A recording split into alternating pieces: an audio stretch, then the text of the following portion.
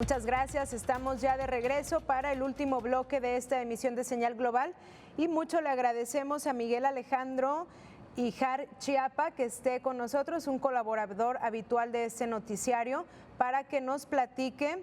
Bueno, él es profesor investigador de la Universidad de Guadalajara y ya le decía, un colaborador habitual. Las amenazas de Trump a México es el tema de su colaboración de este día, específicamente, lo intuyo, Miguel, me confirma si me equivoco, pues las amenazas arancelarias, ¿no? Por este tema migratorio y de seguridad con el que ha estado amagando el presidente. Miguel Alejandro, te invitaría a que nos compartas tu colaboración en dos rutas. La primera, pues este análisis del intercambio de amenazas de aranceles entre las naciones involucradas, porque ya entra también Canadá y China, por supuesto. Y también en una segunda parte que nos lo aterrices, ¿en qué nos va a afectar a las personas mexicanas este tema arancelario del que, por cierto, hace un momento el presidente actual Joe Biden invita a Donald Trump a reconsiderar imposición de aranceles, advirtiendo que medidas así podrían ser contraproducentes y pudieran fastidiar las relaciones de estas naciones aliadas? Te escuchamos, estimado Miguel Alejandro. Gracias, Celia. Pues todo esto hay que entenderlo, que está enmarcado en dos grandes temas que tienen que ver con la relación entre ambos países, entre Estados Unidos y México, pero que también, como ya mencionabas, involucra a Canadá y a China. El primer tema es la renegociación del Tratado México-Estados Unidos-Canadá, que se va a dar en el año 2026. Se agregó una cláusula cuando se renegoció durante la pasada administración Trump para que el tratado se esté revisando de manera constante, algo que no pasaba cuando estaba en su forma del Telecán, en el Tratado de Libre Comercio de América del Norte. Ahora va a haber una revisión constante y periódica y pues este es el primer gran tema. Y el segundo gran tema al que está ligada esta serie de amenazas es la cuestión del tráfico de drogas y de armas entre la frontera México-Estados Unidos. Entonces, comienzo con el primer tema porque desde antes de que hiciera sus amenazas Trump a principios de la semana, ya se estaban dando conversaciones acerca de la renegociación del tratado prácticamente desde que se supo que Donald Trump ganaba las elecciones. Y los canadienses, temiendo que justamente volvieran a convertirse en el foco de muchos de los golpeteos de Trump, porque en la pasada renegociación Canadá recibió más amenazas que México, en gran medida porque la relación personal entre el primer ministro Justin Trudeau y el entonces presidente Trump era pésima. Y con López Obrador había un poco más de rapport, la relación era un poco más, sin menos asperezas. Entonces, los canadienses empezaron, y ni siquiera fue Trudeau, fue el premier, que es, digamos, algo parecido como el gobernador, un gobernador de algún estado mexicano, y el premier de la provincia de Ontario en Canadá, el señor Ford, dijo, pues tenemos que pensar quizás en dejar a México fuera, porque México se está volviendo en la puerta trasera para que las importaciones chinas entren a América del Norte. Estos comentarios luego fueron replicados por la viceprimera ministra de Canadá, que también es ministra de Finanzas, Chrystia Freeland, y luego en el marco del G20 se reunieron la presidenta Claudia Sheinbaum y el primer ministro Justin Trudeau, y ella insistió que Trudeau le dijo que quiere que México se mantenga en el tratado, que iban a seguir dialogando, y al día siguiente sale Trudeau a decir, bueno, sí queremos que México se mantenga, pero México tiene que hacer algo para evitar que entren las importaciones chinas a México. Claudia Sheinbaum respondió diciendo, bueno, la mayor parte de las inversiones chinas en América del Norte están en Estados Unidos, ni siquiera están en México. México es el que tiene el menor índice de inversión extranjera china en América del Norte.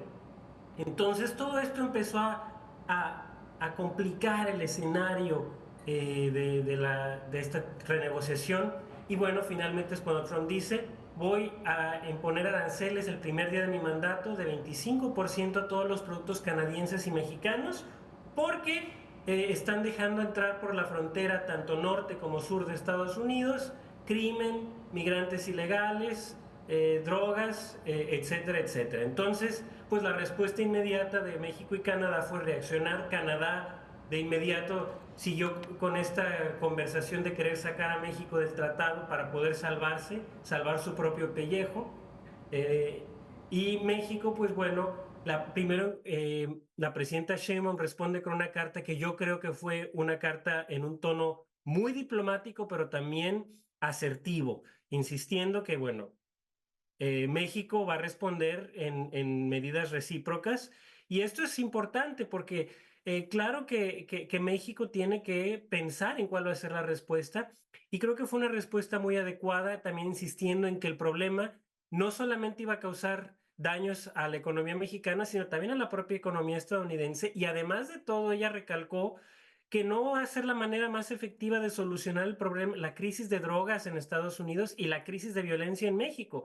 Y ella le insistió, bueno, sí, las drogas entran a Estados Unidos, pero quien termina pagando los platos rotos por cuestiones de violencia es México.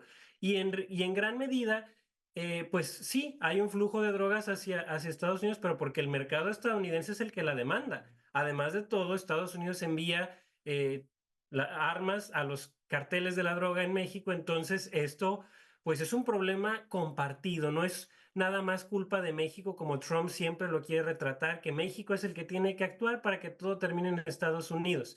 Estados Unidos necesita una política integral para poder también atender las cuestiones domésticas que afectan esta situación.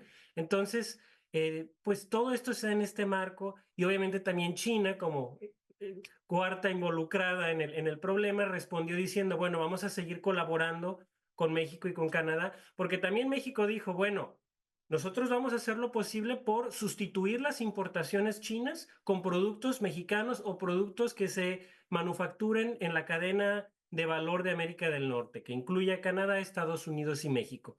Obviamente eso también crea complicaciones en la relación México-China, pero que hay que entender también porque varios eh, figuras políticas en México han dicho, bueno, sustituyamos a Estados Unidos con China. No es fácil hacerlo, además hay que pensar en la complementariedad de las economías y China y México son más bien rivales en términos comerciales, de hecho son los dos grandes rivales siempre en el mercado estadounidense. México ya superó a China como la principal fuente de importaciones estadounidenses, entonces esto es importante y pues también ya hubo una llamada entre la presidenta Sheinbaum y el presidente electo Trump para dialogar el tema. Trump de inmediato sacó un comunicado diciendo, México ya prometió que va a detener a los migrantes y el tráfico de drogas y va a cerrar la frontera. Claudia Sheinbaum primero sacó un comunicado diciendo que hubo una llamada muy productiva, pero luego dijo, bueno, yo nunca dije que voy a cerrar la frontera. Para mí lo importante es tender puentes, pero sí quiero colaborar con el gobierno de Trump para resolver este problema, tanto de la migración como del narcotráfico, diagonal, violencia y tráfico de armas. Entonces, eh, parece ser que cada quien está tratando de interpretar la llamada de cierta manera, que también tenemos que entender que con Trump hay que tomar las cosas con un granito de sal porque tiende mucho a exagerar, sobre todo para su público y para su audiencia en redes sociales. Pero es muy importante, es un buen paso que ya haya habido este diálogo y creo que con esto, pues Trump quizás va a decidir no imponer estos aranceles porque ya hubo este diálogo y esa es su estrategia siempre, presionar, amenazar para sentar a la mesa de negociación y tener la sartén por el mango. Él así siempre ha sido desde su época como inversor en bienes raíces en Nueva York en los años 80. Esa siempre ha sido su forma de negociar, digamos, a través de presionar, a través de ser un bully.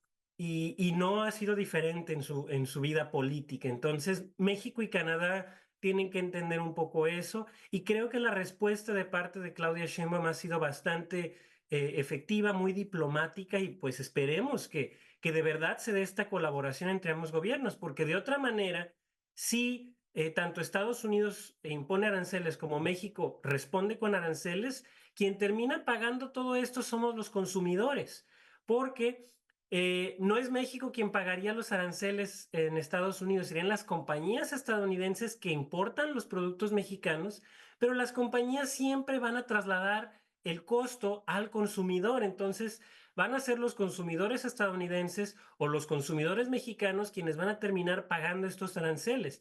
Y esto obviamente se va a traducir en inflación y en problemas para la economía. Entonces, ese es el gran problema aquí. Este detallado análisis, estimado Miguel Alejandro Híjar Chiapa, y pues a ver cuándo se empiezan a delinear de manera más clara estas definiciones en cuanto a los acuerdos de las naciones involucradas. Nos quedamos al pendiente y esperamos tu próxima colaboración. Que tengas muy buen día. Muchas gracias, Celia. Gracias por la invitación. Muchas gracias a nuestro colaborador Miguel Alejandro Híjar Chiapa.